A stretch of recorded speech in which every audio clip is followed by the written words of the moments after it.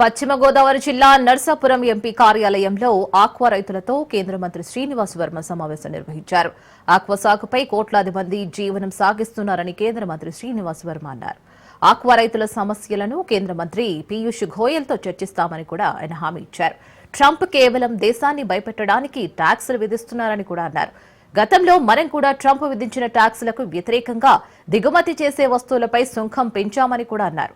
Aqua రైతుల సమస్యలను పరిష్కరించే విధంగా కృషి చేస్తామని తెలిపారు.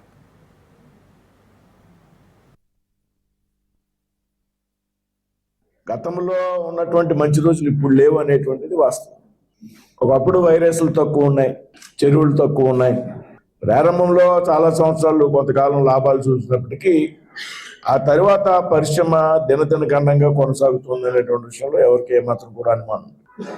ఒక క్రాప్ వస్తే 2 క్రాపులు పోవడం, క్రాప్ వచ్చినటువంటి సందర్భంలో ప్రైస్ లేకపోవడం, కారణాలు ఏమైనా కానివ్వండి, అది ఇంటర్నేషనల్లో మార్కెట్ పరిస్థితులు కానివ్వండి, లేకపోతే కొంతమంది దేశీయంగా సిండికేట్ కానివ్వడం కానివ్వండి, అంతిమంగా నష్టపోయింది రైతు అనేటువంటి విషయం నేను కూడా అనుమానం.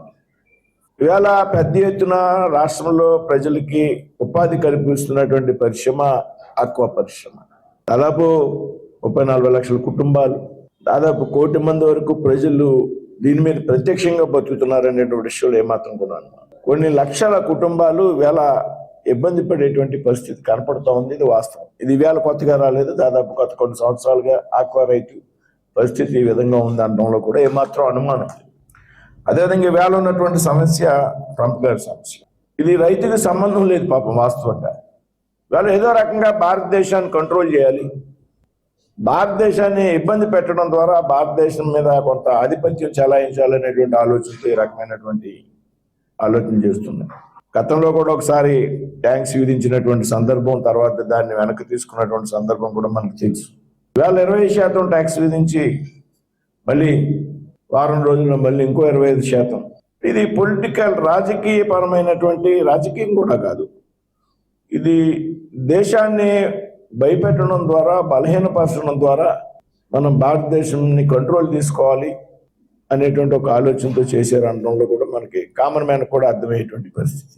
ఎందుకంటే చైనా మీద 30% ట్యాక్స్ ఉంది. అసలైనా ఉంటే చైనా మీద పెట్టాలి. కానీ వీళ్ళ భారతదేశంలో ఒక అంతర్జాతీయ శక్తిగా ఎదుగుతుంది.